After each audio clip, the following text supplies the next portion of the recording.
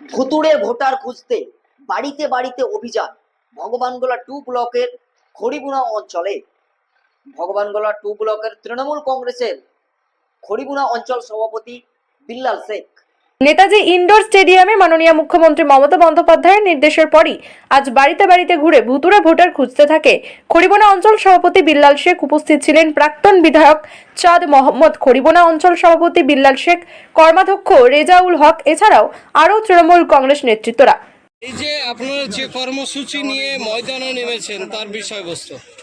আমরা ময়দানে নেমেছি বলতে আমাদের পশ্চিমবাংলার যে ভোটার এপিক কার্ডের মধ্যে বাইরে থেকে অন্য লোকের নাম ঢুকিয়ে দিচ্ছে, সেটা ধরা পড়েছে, রানীনগর ধরা পড়েছে, আরও বিভিন্ন জায়গায় ধরা পড়েছে। তাই মাননীয় মুখ্যমন্ত্রী বলেছেন নো আইডেন্টি নো ভোট, যার আইডেন্টি কার্ড সঠিক আছে সে ভোট দিতে পাবে।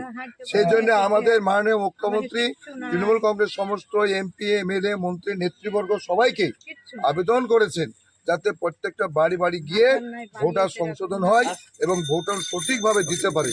আমরা সেইভাবে আমরা ব্লকের নেতৃত্ব আমাদের আব্দুর রব ব্লক সভাপতি, তার নেতৃত্বে আমরা করেছি। আমরা এই টমিটাকে করেছি, রানীতলা করেছি। আজকে আমরা এই অঞ্চলের পক্ষ থেকে নেতৃত্ব করেছি, আমার নাম রয়েছে আমাদের দক্ষিণ বোধ, এটা আমার এলাকা, আমার বোধ, রেজাউলের বোধ। অঞ্চল সভাপতি হয়েছে আমাদের বেল্লাল হোসেন, আমাদের হাসান আছে। তার পাশাপাশি আজকে হচ্ছে উচ্চ মাধ্যমিক পরীক্ষা।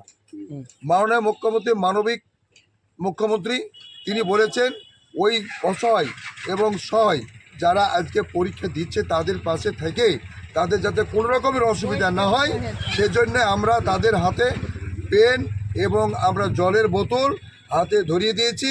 আমরা যতদিন পরীক্ষা হবে ততদিন আমরা ওই পরীক্ষার্থী ছাত্রছাত্রীর পাশে আমরা থাকবো, এই আমরা তাদের পাশে থেকে আমরা সহায়তা করব।